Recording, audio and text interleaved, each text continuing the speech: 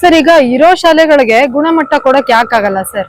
ಈಗ ಒಂದು ನಮ್ದು ಡೆಮೋಕ್ರೆಟಿಕ್ ಕಂಟ್ರಿ, ಮನೆ ಅಂಗಳದಲ್ಲಿ ಶಾಲೆ ಇರಬೇಕು, ಹಳ್ಳಿಗೊಂದು ಶಾಲೆ ಇರಬೇಕು ಅಂತ ಹೇಳಿ ಹಲವಾರು ಜನ ಶ್ರಮಿಸಿದ್ದಾರೆ.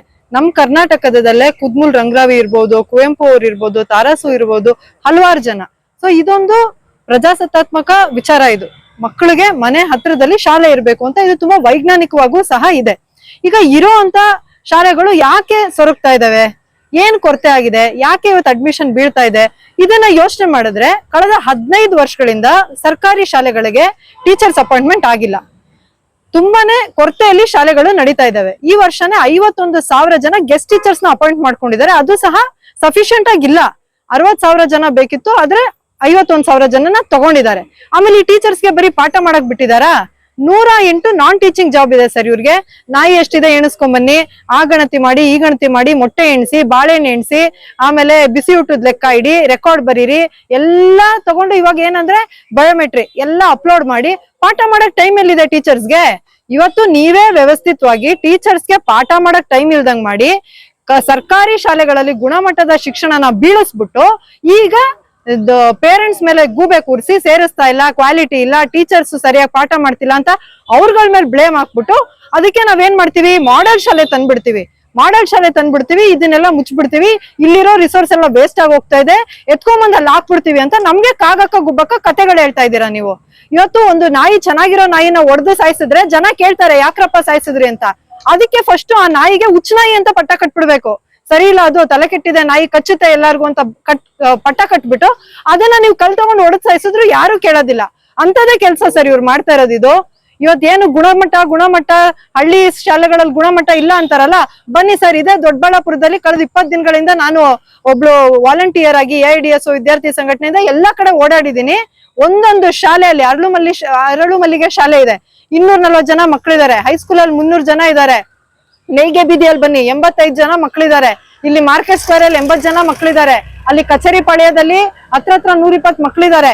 ಎಲ್ಲಾ ಶಾಲೆಗಳಲ್ಲೂ ರೋಜಿಪುರ ಮತ್ತೊಂದ್ ಕಡೆ ಎಲ್ಲಾ ಕಡೆ ನೀವು ನೋಡಿ ಸರ್, ಎಲ್ಲೂನು 100 ಕಮ್ಮಿ ಮಕ್ಕಳೇ ಇಲ್ಲ ಸರ್. 80 ಮೇಲೆ 100 ಮೇಲೆ ಮಕ್ಕಳಿದ್ದಾರೆ. ಈಗ ಜನಗಳಿಗೆ ಏನ್ ಹೇಳ್ತಾ ಇದ್ದೀರಾ? ಅಡ್ಮಿಷನ್ ಇಲ್ಲ, 5 ಮಕ್ಕಳು 10 ಮಕ್ಕಳಿದಾವೆ, ಅದಕ್ಕೆ ಮುಚ್ಚಿಬಿಡ್ತೀವಿ, ರಿಸೋರ್ಸ್ ವೇಸ್ಟ್ ಆಗುತ್ತೆ, ಕ್ವಾಲಿಟಿ ಇಲ್ಲ ಅಂತ. ಸುಳ್ಳಲ್ವಾ ಹಂಗಂದ್ರೆ?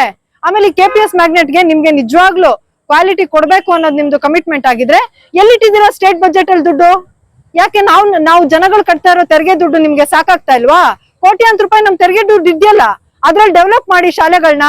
ಅದ್ ಬಿಟ್ಬಿಟ್ಟು ಯಾಕೆ ಏಷ್ಯನ್ ಡೆವಲಪ್ಮೆಂಟ್ ಬ್ಯಾಂಕ್ ಇಂದ ಸಾಲ ತಗೊಂಬಂದ್ ಸಾಲದಲ್ಲಿ ಕಟ್ತಾ ಇದ್ದೀರಾ? ಸಾಲ ಕೊಡೋರೇನ್ ಪುಕ್ಕಟ್ಟೆ ಕೊಟ್ಟಿದಾರಾ? ಅವ್ರ ಕಂಡೀಷನ್ ಹಾಕಿಲ್ಲ. ಆ ಕಂಡೀಷನ್ ಏನು ಹೇಳಿ ಜನಗಳಿಗೆ? ಲಾಸ್ಟ್ ಟೈಮು DPEP ಅಂತ ಹೇಳಿ ನೀವೇನು ಮಾಡಿದ್ರಿ, ಸಾಲ ತಗೊಂಬಂದು ಇದೇ ಫಾರಿನ್ ಬ್ಯಾಂಕ್ ಇಂದ, ಅವಾಗ ನೀವು ಸೈನ್ ಹಾಕ್ ಬಂದ್ರಿ ಕಂಡೀಷನ್ಗೆ. ಏನಂತ? ಪರ್ಮನೆಂಟ್ ಟೀಚರ್ಸ್ ನ ಅಪಾಯಿಂಟ್ಮೆಂಟ್ ಮಾಡಲ್ಲ, ಇನ್ಮೇಲೆ ಗೆಸ್ಟ್ ಟೀಚರ್ಸ್ ಮಾತ್ರ ತಗೋತೀವಿ ಅಂತ ಸೈನ್ ಹಾಕ್ ಬಂದ್ರಿ. ಅದ್ರ ತಕ್ಕಂಗೆನೆ ಇವಾಗ 10 ವರ್ಷದಿಂದ ನೀವು ಟೀಚರ್ಸ್ ಅಪಾಯಿಂಟ್ಮೆಂಟ್ ಮಾಡಿಲ್ಲ. ಈ ಸರಿ ಏನ್ ಹಾಕಿದೀರಾ ಸೈನು? ಸರ್ಕಾರಿ ಶಾಲೆ ಮುಚ್ತೀವಿ, ಪ್ರೈವೇಟ್ ಬೆಳೆಸ್ತೀವಿ ಅಂತ ಹಾಕಿದೀರಾ ಸೈನು? ಏನಿದೆ ಕಂಡೀಷನ್ಸ್ ಹೇಳಿ? ಯಾಕೆ ಹೇಳಲ್ಲ ನೀವು? ಯಾಕೆ ಇಷ್ಟೊಂದು ಮುಚ್ಚುಮರೆ? ಇದು ನಮ್ದು ಸರ್. ಇವ್ರಿಗೆ ನಿಜವಾಗ್ಲೂ ಕ್ವಾಲಿಟಿ ಕೊಡ್ಬೇಕು, ಮಾಡೆಲ್ ಶಾಲೆ ಮಾಡ್ಬೇಕು ಅಂತ ಇದ್ರೆ ಏನು ಮಾಡೋದ್ ಬೇಡ ಸರ್. ಇವಾಗ ತಾರೆ ಪ್ರೆಸ್ ಒಂದು ಸಭೆಯಲ್ಲಿ, ಪೂರ್ವಭಾವಿ ಸಭೆಯಲ್ಲಿ ದೊಡ್ಡಬಳ್ಳಾಪುರದಲ್ಲಿ ಇವತ್ತು ಮಾಡಿದ್ವಿ ನಾವು. 8ನೇ ತಾರೀಕು ಏಪ್ರಿಲ್ 10ನೇ ತಾರೀಕು ಏಪ್ರಿಲ್ ದೊಡ್ಡಬಳ್ಳಾಪುರದಿಂದನೂ ದೊಡ್ಡ ಸಂಖ್ಯೆಯಲ್ಲಿ ಜನ ಬರ್ಬೇಕು ಅಂತೇಳಿ ಒಂದು ಪೂರ್ವಭಾವಿ ಸಭೆನ ಇಲ್ಲಿ ಕನ್ನಡ ಅಭಿವೃದ್ಧಿ ಪ್ರಾಧಿಕಾರದ ಕನ್ನಡ ಭವನದಲ್ಲಿ ನಾವು ಮಾಡಿದ್ವಿ. ಆಲೂರ್ ಮೂರ್ತಿ ಸರ್ ಹೇಳಿದ್ರು, ಏನು ಬೇಡ, ಟೀಚರ್ಸ್ ಅಪಾಯಿಂಟ್ ಮಾಡ್ಬಿಡಿ. ಫುಲ್ ಫ್ಲೆಡ್ಜ್ ಟೀಚರ್ಸ್ ಕೊಟ್ಬಿಟ್ರೆ ಬಿಲ್ಡಿಂಗು ಬೇಡ, ಎಂತದು ಬೇಡ, ಮರದ ಕೆಳಗಡೆ ನಾವು ದೇವಸ್ಥಾನದ ಆವರಣದಲ್ಲೋ ಕೂರಿಸ್ಕೊಂಡು ಮಕ್ಳನ್ನ ಪಾಠ ಮಾಡಿ ಓದಿಸ್ತೀವಿ. ಹಂಗೆ ಓದ್ಕೊಂಡ್ ಬಂದಿದ್ದಾರೆ, ದೊಡ್ಡ ದೊಡ್ಡ ಮಹಾನ್ ವ್ಯಕ್ತಿಗಳಾಗಿದ್ದಾರೆ. ಇನ್ನೇನು ಬೇಡ, ಟೀಚರ್ಸ್ ಕೊಡಿ ಅಂತ. ಅಷ್ಟು ಮಾಡಿದ್ರೆ ಸಾಕಿತ್ತಲ್ಲ. ಸ್ಕೂಲ್ ಮುಚ್ಬಿಟ್ಟು ಮಾಡೆಲ್ ಮಾಡೋದು ಯಾರು ಕೇಳ್ತಾ ಇದಾರೆ ನಿಮ್ನ? ಇದು ನಮ್ ಪ್ರಶ್ನೆ ಸರ್ ಇವತ್ತು.